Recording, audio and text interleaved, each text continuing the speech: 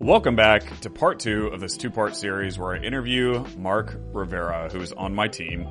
In part 2, we discuss the power of strong beliefs, how to build confidence despite hardship, how to deal with insecurities, how to find a mentor, why Marc got married at the ripe age of 19, the role your spouse plays in your life, and so much more. There is some really good stuff here, and especially if you're in your 20s, I think it would be helpful to just hear how someone your age is thinking, because I do believe that Marc and the way that he thinks is in the minority in terms of people his age.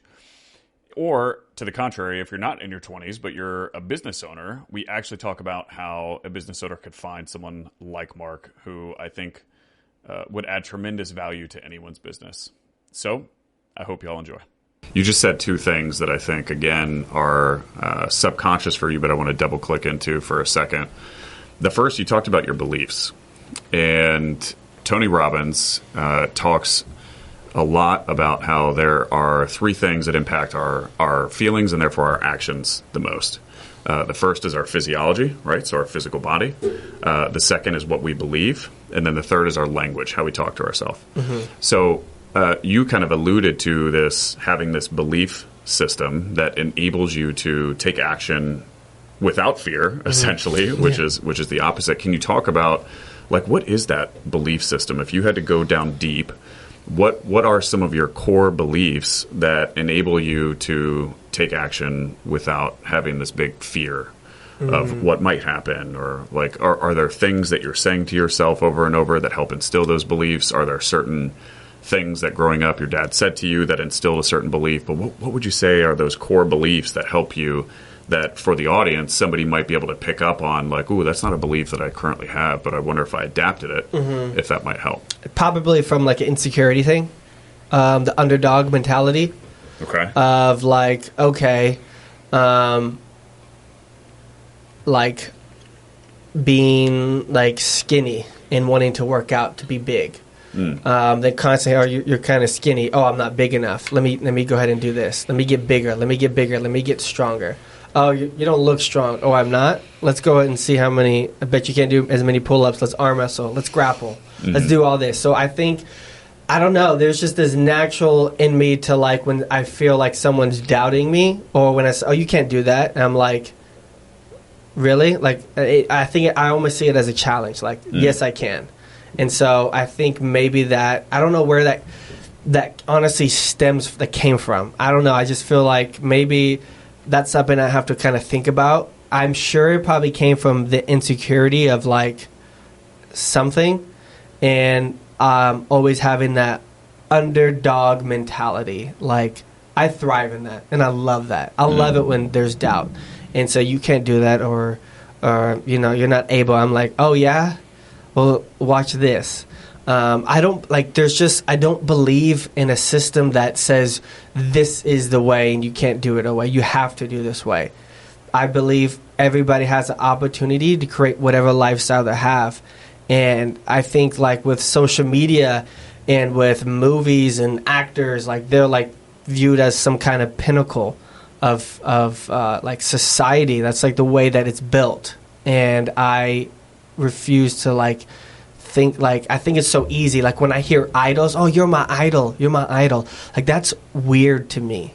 Like, a person who is capable as yourself becomes, like, this idol to you, like this goddess person. And I'm like, that's so odd to me, because if I wanted to, I believe I can achieve that. So I think the underdog, some kind of insecurity that someone's better than me, I reject that. So the belief that you can do whatever you want, did that originate from somewhere? Is that it sounds like you use the fuel from, you know, you're very good at using what you got, which it sounds like could be fuel from the doubters or the haters. Okay. But the, you know, your conviction that you have and your ability to do what it is that you set out to do, has that always been there? Did you build that from somewhere? I think I've learned to use it better, but everybody, I think I probably have felt like, because growing up I had, I guess, dyslexia and ADHD going into special classes, so I viewed everybody, oh, you're smarter than me, oh, you're like this. But hearing it, like, oh, like, I have a kind of a dumb sense of humor. Like, you know, I'm super goofy, and I like to say, like, just cheesy jokes and stuff like that. And so when I have, like, I already kind of feel like, oh, I'm like this. Everybody else is really good at school, and it's hard for me to learn, like, desire to learn something that I don't. Or sometimes it takes longer for me to understand certain things, so I have to ask a bunch of questions. And so it kind of made me feel a little bit, you know, inferior in a way, little bit less than. And so I hated that feeling. And so I think that's probably what it comes from. Like, I hate that feeling of feeling like less than. I'm like, no, I'm not. At the same time, like, what works for me? You know, that's too, like, I just don't like that. Like, I don't think I have to be that way either. So I'm going to figure out my way. And then once I figure out my way, I'm going to show you, like, oh, I don't have to do it that way. I can do it this way, and you can do it this way too. Does that kind of answer? What I love about what I'm hearing from you is you are demonstrating the importance of focus, where if a lot of people might get hate or might have someone tell them that they can't do something, where I feel like the majority of the population focuses is, oh man, I guess I can't do it. Or, you know, they almost take what the person says as truth, and they focus on how bad they feel, or they focus on how, you know, how mean the person is. But what I'm hearing you say is your focus immediately transitions to, watch this. Exactly. Right. So can you talk for a second about how did you have to train yourself where that focus, because again, most people don't focus their attention that way. They focus on the bad. They focus on what's missing. They focus on what the person might be telling them that's doubting them. But you know, not to name drop him again, but Tony Robbins talks a ton about how important you know, it is to focus on the good, right? Anything that happens in our life, we can perceive it as it happens to us or it happens for us, right? He talks about that a ton. And you seem to be really articulating how life happens for you. And if someone is doubting you, then you see that as a positive, because that gives you an opportunity to show the person what you can do. So again, your attention is focused on what you can do. So is that something that did you have to learn that? Or talk about a little, like, how did you train yourself to always focus on the upside? I think, so there was that awareness eventually, like, Justin helped me bring some awareness to that. And Justin is your wife's dad? Yes. Yeah. Justin is my wife's dad. One of the most brilliant people I know, and I love him very, very much. And he helped me, like, bring... There's certain things that you kind of go with your life, and you're just like, oh, this is just part of me. And then somewhere along the way, you meet a teacher, or you discover a book, or you know, find a mentor, and they shed light into the reality of what that is, or like a systematic approach, or like just the in-depth of the stemming of where that comes from and how you can use that as a tool. And I think Justin was that for me. And so he helped me grow my confidence more and took away a lot of the insecurities in me, and was like, oh, that's actually not a weakness, but it's actually a strength, and here's why.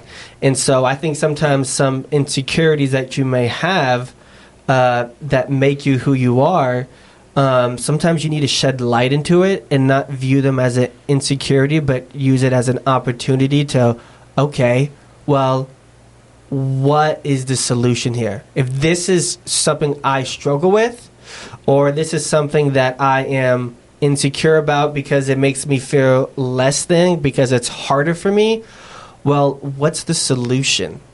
Because now that's actually a strength, because the key is action.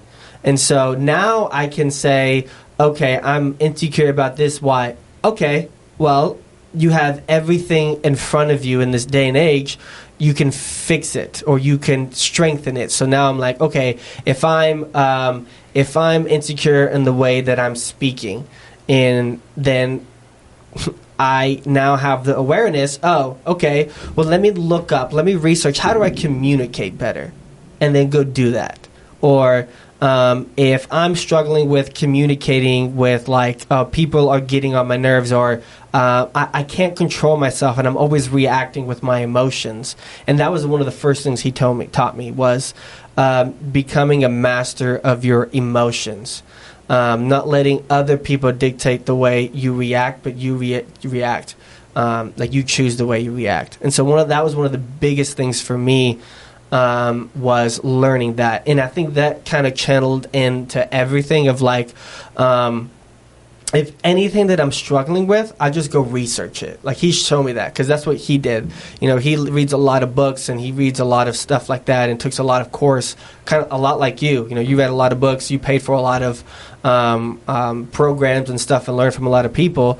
In that same way, you can literally do anything and acquire any skill set. So if you feel bad or feel insecure or want to strengthen it, don't have anchor to that. Like, I'm doomed. This is just me. Right. No, you can create and design anything that you want. I always say this, like, once you, like, awareness is the key to transformation. Like, that's like the key.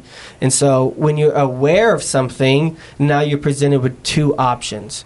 And it's either I let that anchor who I am, and it mess up everything about my relationships or what I'm doing, or I take that as a tool to say, okay, I want to be something different. Now, what do I do? And then go research that. And so I think now that you're mentioning it, Justin helped build that framework. So now there's anything that I want to change, anything I want to do, I know what I have to do. And so he kind of gave me that light. And that also gave me the confidence and the belief in myself that there's always a way. I can learn it. I can get through it. And I think also God gives me that too. I love that. I think what is so unique, you don't hear many 24-year-olds talking about that, right? And there's two things I want to go a little bit further into there. And if I'm hearing you right, the first thing you said is if there's something that you're insecure about, most of us have insecurities, and maybe we're insecure because there might be a little bit of truth there. Mm-hmm. But the difference between you and what the majority of the population does is what we decide that insecurity means. Mm-hmm. Okay, so there's something I'm insecure about. Maybe there's a little bit of truth. What most people define what that insecurity means is, I feel this way, therefore I am a failure. I feel this way, therefore I suck. Mm-hmm. I feel this way, therefore I can't do X. Mm-hmm. Right? Whereas how you see it, it sounds like, is I have this insecurity. What I am going to define that to mean is, oh, great, that's an opportunity for me to improve. Now, what can I do? Mm-hmm. Right? So there's this immediate focus of attention, and, hey, the insecurity probably means that there's something there, mm-hmm. and now I'm just going to focus my attention on what can I do. Absolutely. Does that recap Absolutely. Pretty well? Very good. And what's really cool about that, again, I don't think that's a train of thought that most people have. And so to transition to the second thing I wanted to go deeper on, it sounds like your wife's father has been a big influence into the way that you think and giving you different frameworks of how to take action despite mm-hmm. certain insecurities. For the people in their early 20s that don't have a Justin, and it's very clear that having someone in their life that can give them those type of messaging on a regular basis, what would you suggest those people do that might not have someone in them, in their life that can give them those things that seem like they've impacted you in the manner that they have? Mm-hmm. I think for me, because I'm always going to try to talk from my personal point of view, is going to be seek God first. And the reason why I say that as the first thing is God is this omnipotent being who is everywhere and all times, and he can connect and put things in your and people in your life that's going to help grow you and develop you. And so, one, prayer is a big thing. So if you're kind of skeptical or kind of out there and not sure about your faith, just be open to the ability to pray. because God listens, and to sincerely seek Him, to just be in that's very vulnerable. And sometimes you may think, I don't have a belief about it, it's not very strong, so He's probably not going to hear me, or I've done so much bad things that He's probably not going to hear me. He has so much other stuff going on in the world. He doesn't have time for me. That's going to be far from the truth. Once you learn about the crucifixion and what He did for the cross, the reason my faults, the reason why I fall, the stuff that I'm ashamed of, is the reason why He ran down here and died on the cross for us and said, "Hey, I'm taking that out of your mind. Mm-hmm. You don't have to think about that." And so that would be the first thing. And then you have a phone. You know what I mean? You have the internet, and that's where that becomes a tool. And so you can go and literally learn and do anything for free. At least you can build a foundation. So, like, where should they go? Like, I would go on YouTube. Nice. I would go on... What would they type in? I would say, like, if I wanted to, like, self-development, or if I already know what's kind of skill set that I wanted to learn, how do I learn X skill set? Mm-hmm. Or if I want to learn about how do I become a master of my thoughts? How do I become a master of my thoughts? Love that. It's literally, you have the greatest tool mm-hmm. right in front of you, but it also can be a distraction. And so, how do I kill distraction? So literally, that's it. Or how can I find people to go? And then the next thing, if you want to just kind of be surrounded in there, in that environment, go to events. Like, go find a teacher that resonates with you. If you like their stuff, and how you know is they're speaking to you. That's how you know. You have that feeling. Yeah, you have that feeling. So if they're speaking to you, then go. You know. And if you're like, don't have enough money, well, here's the key. Do whatever is necessary. Do whatever it takes. Who cares how long? Go work somewhere. Do something, okay? Do work overtime, whatever. Save up so that you can go, because you're investing in your future. You're investing in the development, in the character that's going to provide the lifestyle you want. So be okay with that, and be okay with the rough, okay? Because that's where it starts. And so those are kind of the biggest things I would say. I love that. Be resourceful. You know, what's unique, I think, in today's day and age, literally the answer to any question is at your fingertips. Absolutely. And the world has never been like that since, before 10 to 20 years ago, and even more so now with where content is. Mm-hmm. You're right. Content can be a distraction mm-hmm. if you let it. For me, if you let it steer you in that direction. But for somebody like you said in their early 20s who might be seeking ways, there's so much good information. Literally, just type a question in mm-hmm. YouTube, and there's so much good. I Absolutely. love that. Something I want to make sure that we talk about is you and your wife. You got married when you were 19. Your wife mm-hmm. was 18. Yeah. The average American man today gets married when he's 30 and a half years old. And you obviously got married much sooner than that. What message do you have for other young people out there who feel like they might have found the one, mm-hmm. but they're worried about marrying too young because it just doesn't happen? I love this question. This is one of the ones I was most excited for, because like, marriage is all about commitment. Like, when I decided to... when it came to me, like with Reese, that I wanted to, how I came to that decision, okay, I want to propose, was I was in a room and I thought about it, and I was praying, and then I was thinking, and this is one of my favorite like thoughts that God brought me to, and it was, it was harder for me not to see every single day with this person for the rest of my life. And it was impossible for me to see a day with her, and I'm like, I need a break. Like, let me go out with the boys, let me go ahead and do it. That was a false, like, I can't imagine that. So I was like, oh my gosh, she has everything that I want. What am I afraid of?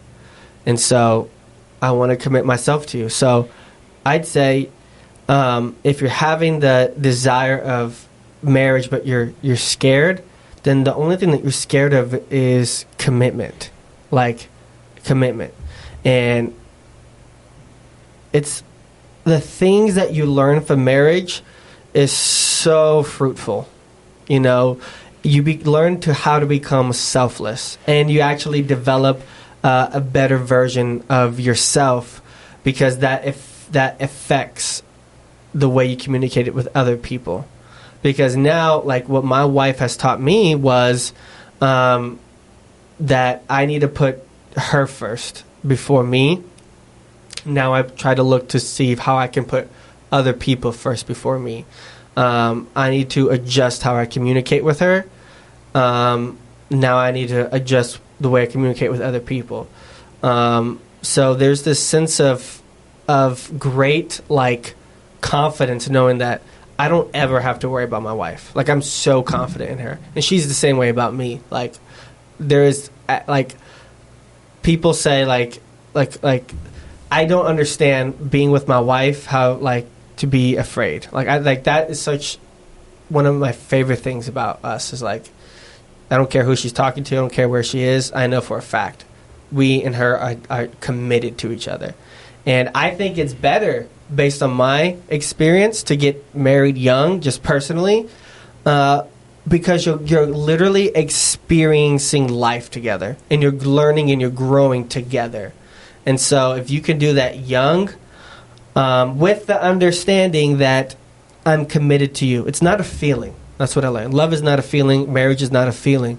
It's an understanding, and it's a commitment of, I want to be with you, and whatever happens, the roughness, like I'm aware of that. It's going to happen. But I want to figure that out with you. I want to learn how to overcome that with you. I love that. So I think what most are fearful of is the commitment. Yep.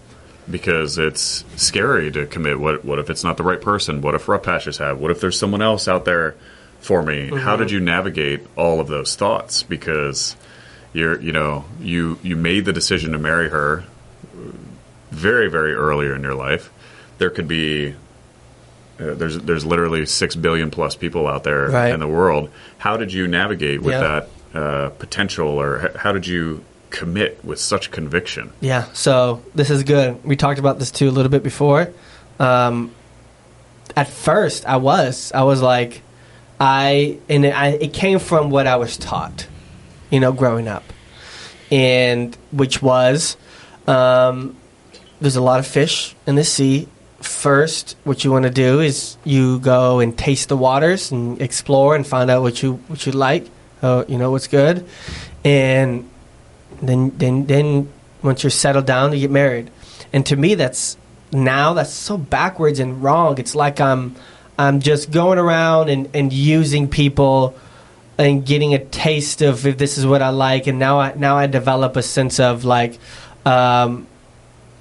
now if which is kind of dangerous. And I think what you see now is like, oh, I don't like this quality of you. Bye.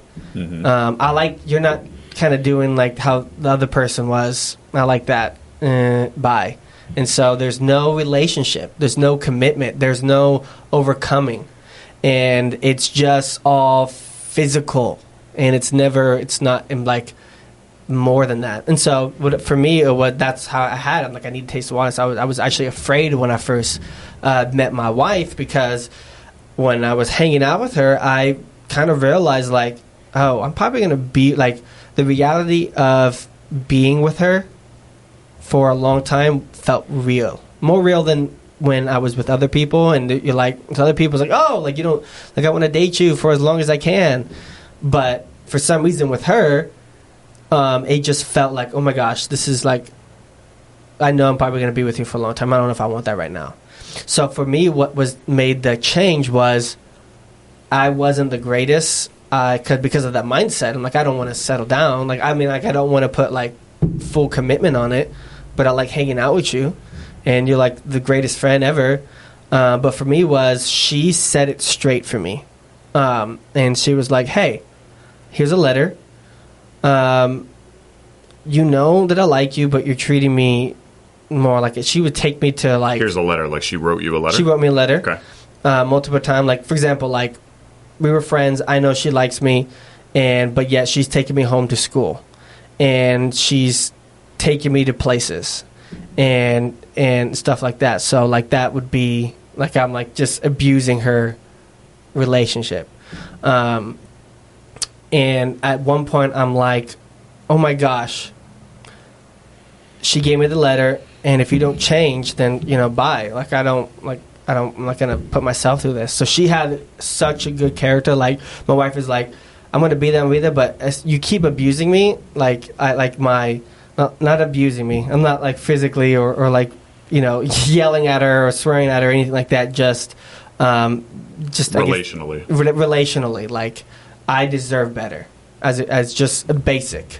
And so then I'm just not going to be around. And I was like, oh my gosh, that scared me. Because I really loved hanging out with her. It was just, I don't know if I want to be committed. And so then that was like, then I stopped and I asked myself, how many times, like, how long, like, how hard is it going to be for me to find, it's going to be impossible for me to find another person like her. Like, she has all the qualities. And the most important one is she's a sold out, committed person. Like, she is literally like the rarest of rare. So I'm like, oh, it's like I had like my eyes were washed. Like, I just washed clean. I was like this muck and I was filled of dirt. And then I just realized, put my water in some face, and I just look at her and I'm like, oh my gosh, I'm an idiot. You all the way. Love and that. So, yeah. It sounds like a position that she kind of forced you in. I heard someone say something recently, how they operationalize gratitude. The way that they operationalize gratitude is they have the thing and they imagine their life without the thing.